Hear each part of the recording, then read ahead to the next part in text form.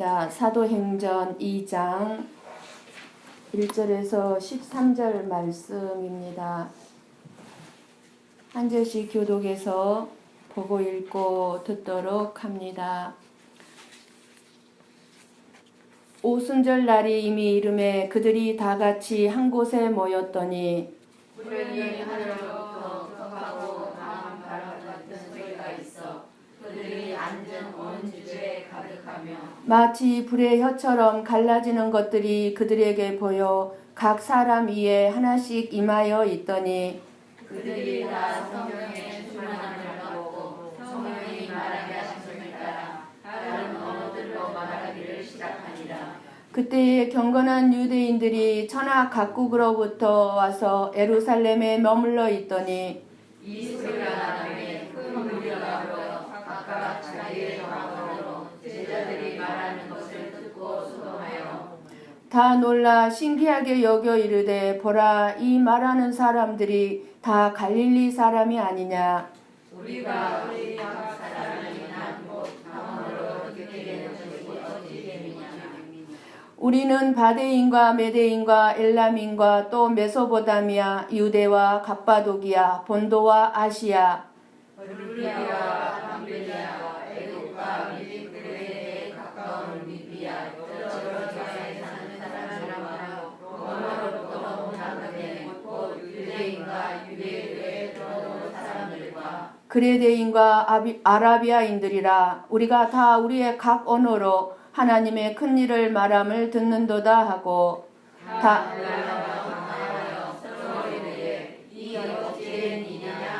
함께 봅니다. 또 어떤 이들은 조롱하여 이르되 그들이 새 술에 취하였다 하더라. 아멘. 아멘.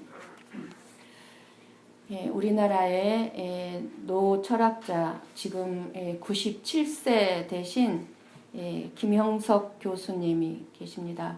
에세이집을 한 50여 권 내신 아주 귀하고 인품이 훌륭한 참된 크리스찬입니다. 이분이 이런 말을 작년에 하였습니다. 생명보다 더 귀한 것이 무엇일까요? 이렇게 질문을 던지면서 이렇게 말을 시작합니다.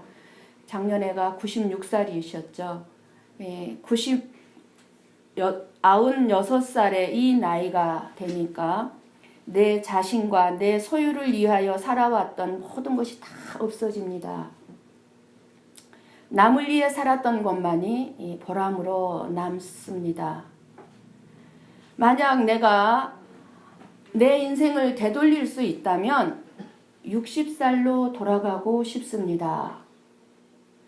젊은 날로는 돌아가고 싶지가 않아요. 그러시면서 그 젊은 날에는 생각이 얕았고 행복이 뭔지 몰랐답니다. 그렇다면 뭐죠? 아직 40살이고 50살이어도 생각이 얕고 행복이 뭔지 모른다는 얘기잖아요. 65세에서 75세까지가 삶의 황금기였다는 것을 이 나이에야 생각이 깊어지고 행복이 무엇인지 이 세상을 어떻게 살아야 하는지를 알게 되었다는 것입니다. 언제요? 65살에서 75살까지. 나이가 들어서 알게 된 행복은 사랑하는 사람을 위해 함께 고생하는 것. 고생하는 것이 행복이라는 거예요. 사랑이 있는 고생이 행복이라는 것입니다. 사랑이 있는 고생. 맑은 정신 상태로 많은 사람들이 가볼 수 없는 경지가 몇 살입니까? 육신의 나이 100살이죠. 이 교수님도 내일 모레면 곧 100살입니다. 그런 100살에 다다르는 이 노 철학자 귀한 분이 후배 되는 60살, 70살 되는 분들에게 이야기를 합니다. 살아보니 지나고 보니 인생의 가장 절정기는 철없던 중장년이나 청년기가 아니라 인생의 매운맛, 쓴맛 다 보고 무엇이 참으로 좋고 소중한지를 진정 의미할 수 있는 시기 60대 중반과 70대 중반이 우리의 인생의 절정기라고 말씀을 합니다. 저는 50대입니다. 이제 50대 후반이죠. 50대도 아직 인생이 뭔지 모른다는 것입니다. 이분의 말씀을 듣고 보니 그래 맞아요. 저도 그런 것 같아요. 내가 무슨 인생을 뭘 얼마나 알겠습니까? 저도 아직 모르고 있는 것 같아요. 너무나 많아요. 모르는 게. 그렇구나. 여러분 가운데 지금 60살이 넘고 60살이 이제 다가오고 70살이신 분들은 지금 인생이 절정기랍니다.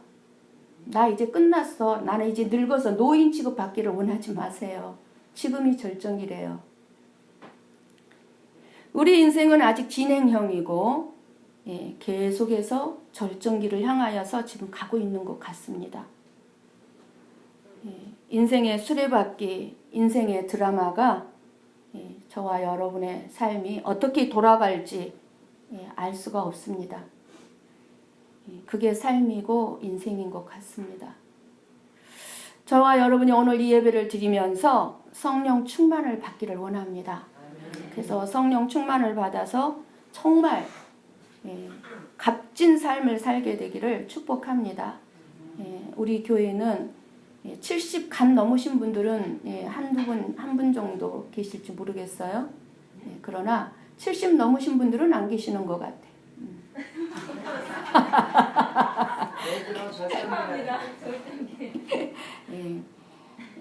인생의 절정기예요. 지금 이분이 크리스찬이신데 왜 그런 말씀을 했겠습니까? 하나님 앞에 서는 날을 정말 가장 아름답게 준비할 수 있는 시간 아닙니까?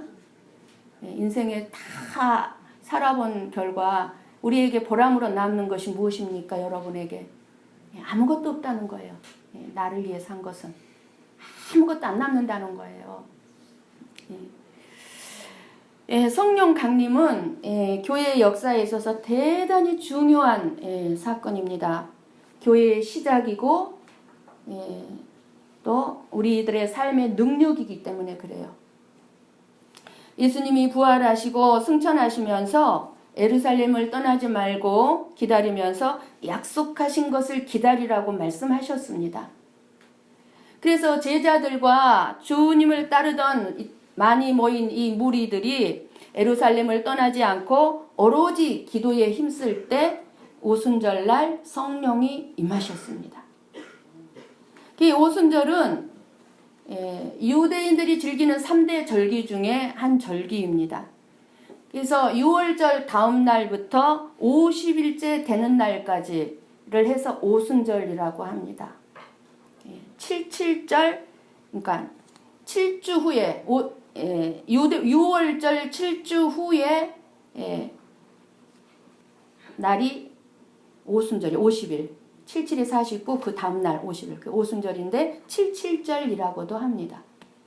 이 오순절 날에 성령님이 모임 가운데 오로지 기도에 힘쓰는 무리 가운데 성령님이 오셨습니다. 성령이 바람같이 임했다고 하는 이 말씀은 성령님의 속성을 잘 말씀해주고 있습니다. 형체는 보이지 않지만 분명히 존재하는 바람처럼 성령님은 그렇게 존재하시면서 우리 교회 안에 또한 저와 여러분의 삶 가운데 일하십니다. 그래서 3절에 보면 여러분들이 이제 말씀을 잘 보시면서 들으시면 더 성령님의 음성을 들을 수 있을 것입니다. 3절의 말씀을 보면 건물에 이들이 모인 어떤 그런 집에 성령이 임재하신 것이 아니라 각 사람 위에 한 사람 한 사람 위에 성령이 임하셨다는 것입니다. 이것이 중요합니다. 이때부터 성령님이 임한 각 사람 한 사람 한 사람은 성전이 되었습니다. 이제 지금까지 있었던 성전, 예루살렘 성전은 임한 성령님 임하신 게 아니고 사람에게 임하셨어요. 그래서 그 사람에게 임한 성령님이 임한 그 사람이 바로 성전이었어요. 성전이 되었어요. 교회가 된 것입니다. 교회가 시작이 된 것입니다. 그래서 교회의 출발이 오순절날 성령이 임하면서 지금 교회가 시작이 된 것입니다. 성령님께서 우리에게 오셔서 우리 안에 계시면 우리가 성령님의 지배를 받습니다. 그래서 우리들은 어떻습니까? 본성적으로 본능적으로 우리의 죄악된 성품에 조종을 받으면서 지금까지 살아왔습니다. 그래서 거짓말도 하고 다른 사람을 미워하기도 하고 나쁜 짓도 하면서 살았습니다. 그런데 우리가 성령님의 지배를 받으면 하나님이 원하시는 모습으로 이제 살아가게 되는 것입니다. 사도 바울은 이것을 뭐라고 말씀하셨냐면 술 취하는 것에 비유해서 말씀했어요. 술 취하는 것. 너희는 술 취하지 말라. 이는 방탕한 것이니 오직 성령으로 충만함을 받으라 그랬어요. 성령의 충만을 받으라 그랬어요. 4절에 보면 성령님이 제자들에게 임하셨을 때 거기에 모인 무리가 다 성령의 충만함을 받았다고 합니다. 성령이 한 사람 한 사람에게 임하셔서 그 안에서 온전하게 일하시는 상태입니다. 내 인격 속에서 거짓과 불의와 욕망에 이끌려 살던 내 과거의 내 모습이었는데 성령님께서 내 안에 오셔서 성령님의 인격을 가득 채우시니까 내 속에 있던 지금까지 있던 거짓과 잘못된 욕심들이 다 쫓겨나가고 성령님께서 하시라는 대로 하시려는 대로 내가 순종하며 살아가는 상태, 이것이 성령 충만한 상태입니다. 그러면은 여러분 안에 지금 성령님은 다 와 계십니다. 그 여러분들이 그 성령님의 하시고자 하시는 대로 따라가고 있는가 돌아보셔요. 여러분을. 그렇게 하지 못하고 있다면 성령 충만한 상태가 아니죠. 왜 하나님께서 오순절에 성령님을 보내주셨을까요? 하나님께서 이스라엘 백성들에게 율법을 주셨죠. 구약에. 율법을 주셨지만 율법을 지키지 않았습니다. 물론 그들 바리새인들이나 사두개인들 제사장들은 율법을 지키고 있다고 생각하고 지킨다고 생각했습니다. 그러나 지키지 않았습니다. 아니 지킬 수가 없었습니다. 사람의 힘으로 저와 여러분의 지혜나 노력으로 어떻게 율법대로 살 수 있겠습니까? 불가능합니다. 그럼 하나님은 지키지도 못할 율법을 왜 주셨습니까? 우리가 뻔히 지키지 못할 거 알면서 왜 율법을 주셨어요? 율법이 하나님께서 우리들에게 원하시는 거룩한 삶의 기준을 알게 하기 위해서 율법을 주셨어요. 이것이 거룩한 삶의 기준이다. 이런 것을 우리가 알게 하기 위해서. 그리고 동시에 내 힘으로는 결코 하나님의 뜻대로 살 수 없구나. 내 지혜로 내 노력으로 하나님의 말씀을 지킬 수가 없구나. 이것을 깨닫게 해주시기 위해서 율법을 주셨어요. 한번 우리 에스겔서 11장 말씀을 찾아서 보고 읽고 듣습니다. 찾기 힘드신 분들은 앞에 한번 화면을 보시면 됩니다. 자, 같이 천천히 보고 읽고 듣습니다. 내가 그들에게 한 마음을 주고 그 속에 새 영을 주며 그 몸에서 돌 같은 마음을 제거하고 살처럼 부드러운 마음을 주어 내 율례를 따르며 내 규례를 지켜 행하게 하리니 그들은 내 백성이 되고 나는 그들의 하나님이 되리라. 아멘. 여러분 예배에 오기 전까지 여러분의 마음에 돌 같은 마음이 있었습니까? 무거운 마음이 있었습니까? 힘든 마음이 있었습니까? 이 시간 성령님께서 여러분의 그 돌 같은 마음을 제거하고 살처럼 부드러운 마음을 주신다는 겁니다. 살처럼. 누가요? 성령님. 왜요? 우리가 할 수 없기 때문에. 할 수 없기 때문에 성령님이 오셔서 돌 같은 마음을 제거하고 부드러운 마음을 주어서 하나님의 백성답게 살 수 있도록 해주신다는 것입니다. 우리와 힘과 노력이 아니라 성령으로 말미암아 하나님의 뜻대로 사는 사람이 되게 된다는 것입니다. 우리는 저나 여러분이나 다 우리 모두가 다 하나가 되어야 한다는 것은 다 알고 있습니다. 정말 예수님을 믿는 사람이라면 당연히 그렇게 살아야 한다고 생각합니다. 서로 사랑하면서 미워하지 말고 살아야 된다는 것을 알고 있습니다. 서로 싸우고 미워하고 용서하지 않고 시기하고 질투하고 비판하고 험담하는 것이 얼마나 악한 것인지를 모르는 사람이 어디 있겠습니까? 그런데 그게 우리 힘으로 안 된다는 것입니다. 사랑하고 싶은데, 베풀면서 살고 싶은데 이기적인 욕심이 그 사랑을 다 가로막습니다. 성령님이 일하시고자 하는 것을 가로막습니다. 용서하고 싶은데 받은 상처와 아픔과 배신감이 자꾸 고개를 쳐들고 올라와서 용서가 안 되는 것입니다. 덮어주고 싶고 이해하고 싶고 무조건 그냥 안아주고 싶은데 먼저 손 내밀고 싶고 끝까지 섬겨주고 싶은데 알량한 고집과 자존심 때문에 행동으로 옮기지를 못합니다. 그래서 우리가 어떻습니까? 내 자신을 보면서 절망하고 내 믿음 이것밖에 안 되나 하고 낙심하게 됩니다. 그래서 우리는 끊임없이 하나님 앞에 또 울부짖습니다. 하나님, 나는 이것밖에 안 됩니다. 내가 싫은 거예요. 내가. 그래서 우리에게 성령님을 보내주신 것입니다. 그래서 우리는 율법을 지키려고 노력하는 것이 아니라 오직 성령님을 따라 살기만 하면 됩니다.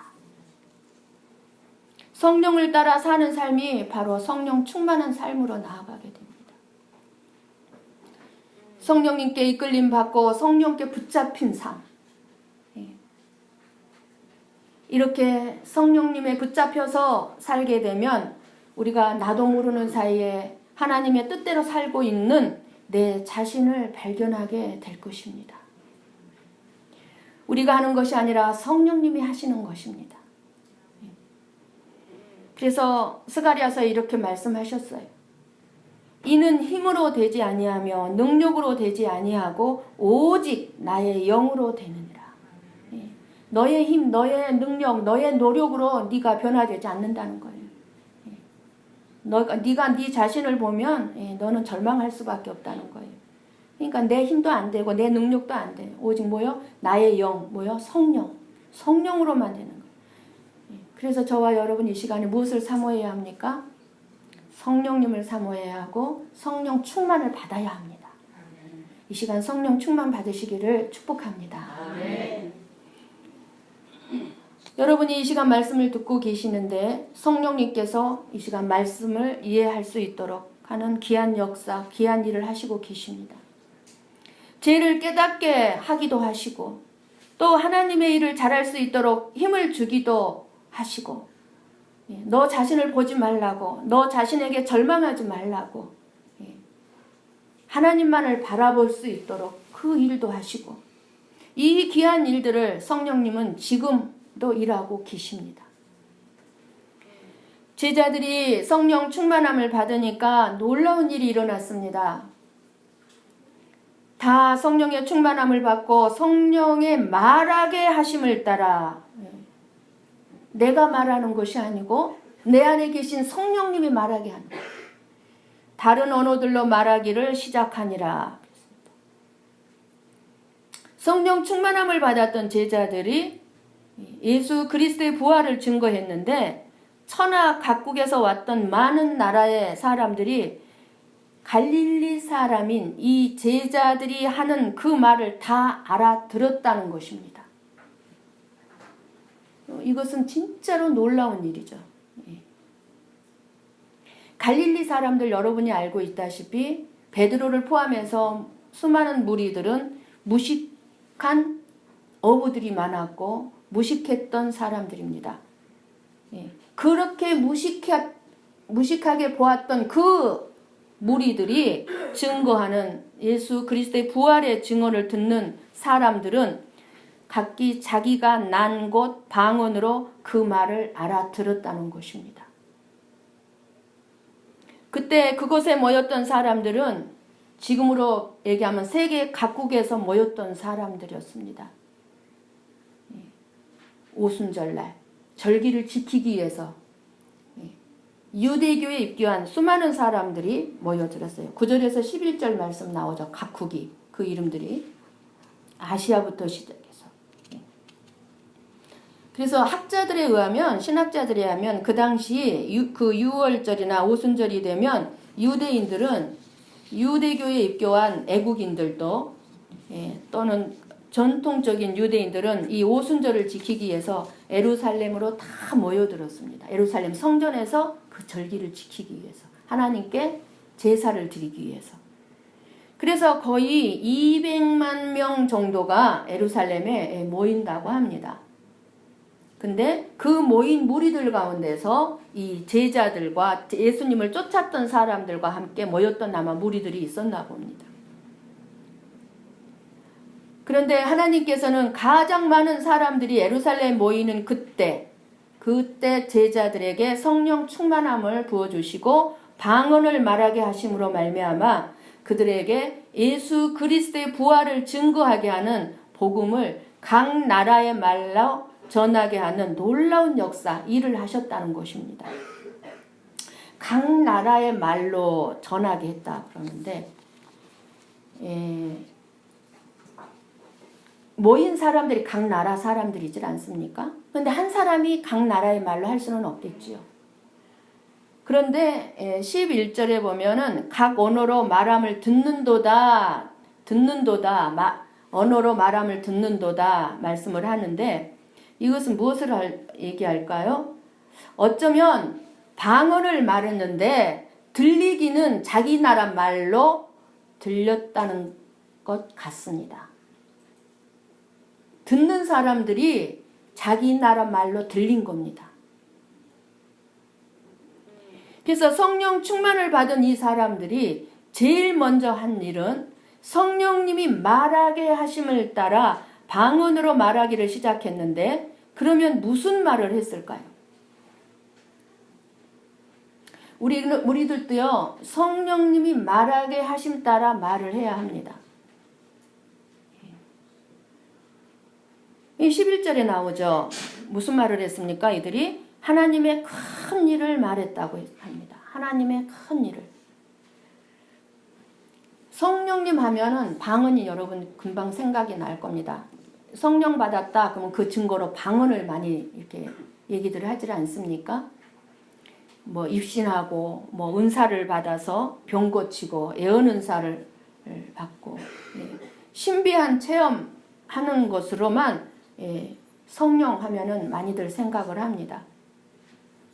근데 물론 그게 일부분이죠. 부속적으로 따라오는 거지만 그래서 어떻게 합니까? 방언 못하면 성령 받지 못한 사람으로 오해하기도 하죠. 전혀 그렇지 않아요. 방언 못해도 성령님은 우리 안에 예수 그리스도를 영접하면 와 계십니다. 성령님이 그 또 예수 그리스도를 영접하도록 도와주시는 분이 또 성령님이십니다. 그래서 성령 충만을 받은 사도들이 제일 먼저 한 일은 하나님의 큰 일을 말했다는 이 사실을 우리는 잊어서는 안 됩니다. 그래서 여러분 그 2장 14절부터를 한번 읽지는 않았지만 제가 말씀을 할 때 한번 여러분 한번 보십시오. 하나님의 큰 일에 대해서 이제 베드로의 설교에 대해서 나와요. 이 얘기를 했다는 거예요. 지금 베드로가 한 이 말이 하나님의 큰 일인 거예요. 31절을 보면 여러분들이 한 자리 넘겨서 31절을 여러분들이 눈으로 보세요. 그러니까 29절부터 나오는 거예요. 25절에서부터 다윗이 그를 가리켜 이제 베드로가 지금 설교를 하는 거예요. 하나님의 큰 일에 대해서. 25절에 다윗의 애언을 인용해서 예수 그리스도의 부활하심을 말하면서 저가 음부에 버림이 되지 않고 육신이 썩음을 당하지 아니하리라 하더니 31절에 나오죠. 그리고 32절에 이 예수를 하나님이 살리신지라 라고 말하면서 36절에 그런즉 이스라엘의 온 집은 확실히 알지니 너희가 십자가에 못 박은 이 예수를 하나님이 주와 그리스도가 되게 하셨느니라 라고 말을 합니다. 이것이 베드로가 말한 하나님의 큰 일에 대한 설교의 중심이고 핵심입니다.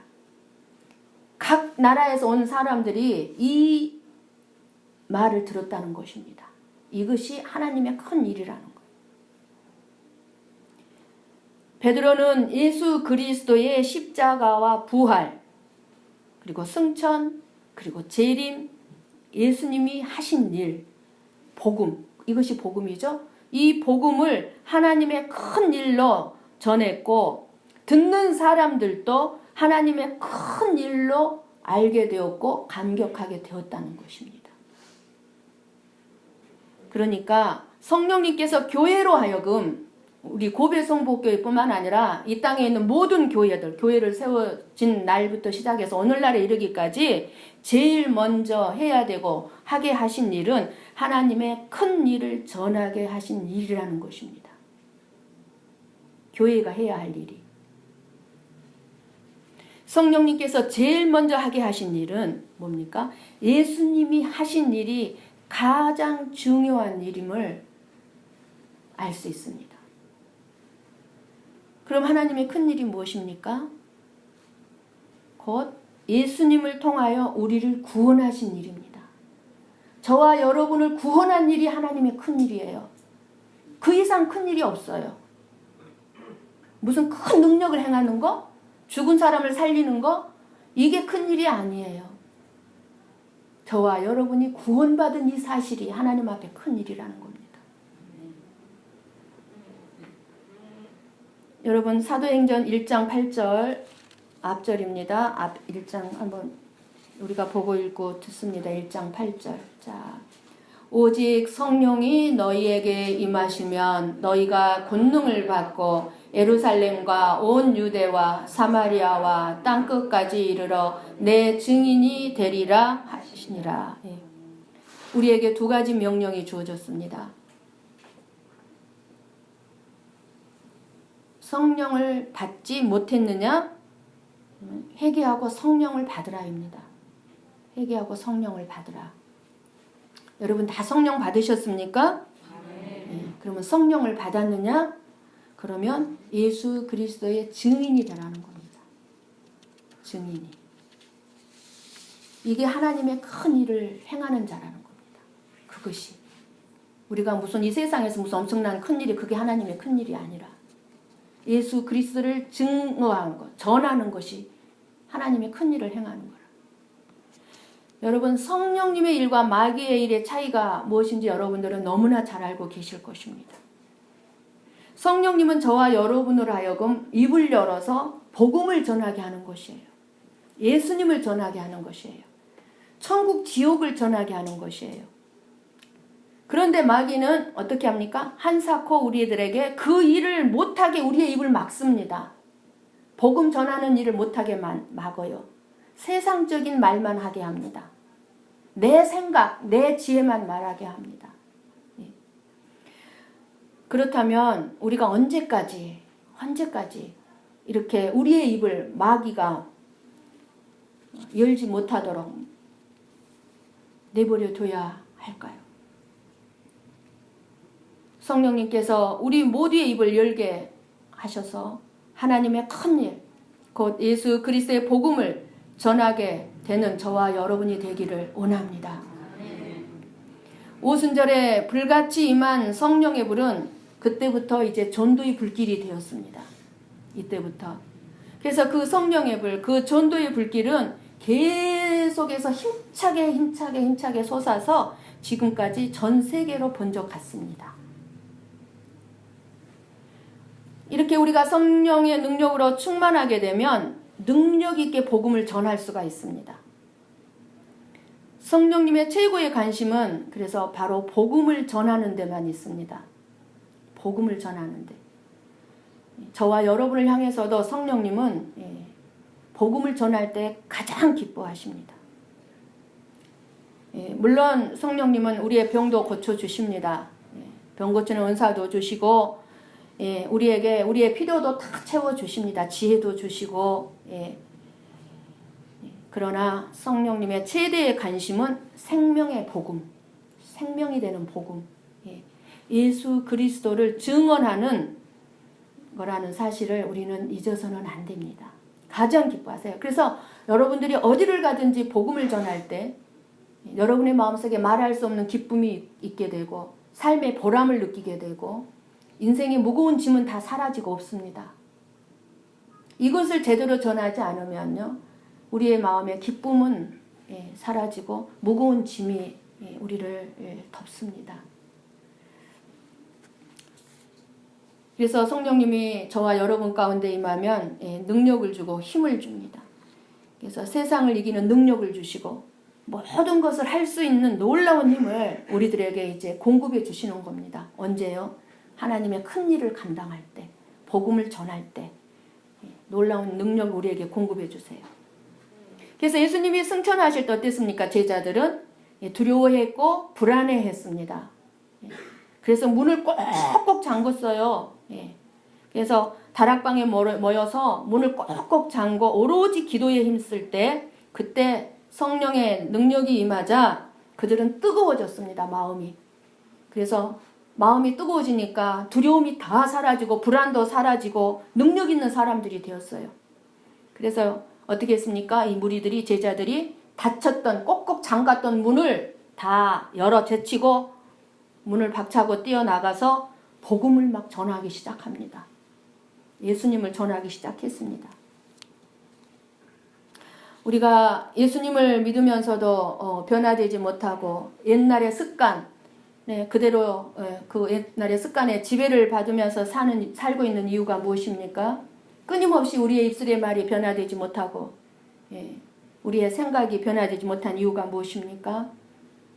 성령님께서 우리의 몸, 내 안에 오셔서 나를 성전 삼고 나와 함께 계신다는 것을 잊어버리기 때문에 그래요. 항상 인식하고 있어야 돼요. 그래야 성령님의 음성에 귀를 기울이고 성령님이 주장하시는 것이 무엇인지, 성령님이 말하게 하시는 것이 무슨 말인지 그대로 따르지 않겠습니까? 성령님을 무시하고 있고 성령님의 음성을 분별하지도 못하고 있다면, 아무리 성령님이 내 안에서 일하고 계셔도 내가 그거를 알지 못한다면 성령님이 일하게 하심 따라 우리가 살지를 못하는 거예요. 그래서 자꾸만 어떻게 됩니까? 육신의 정욕, 안목의 정욕, 이생의 자랑을 따라서 살게 되어 있습니다.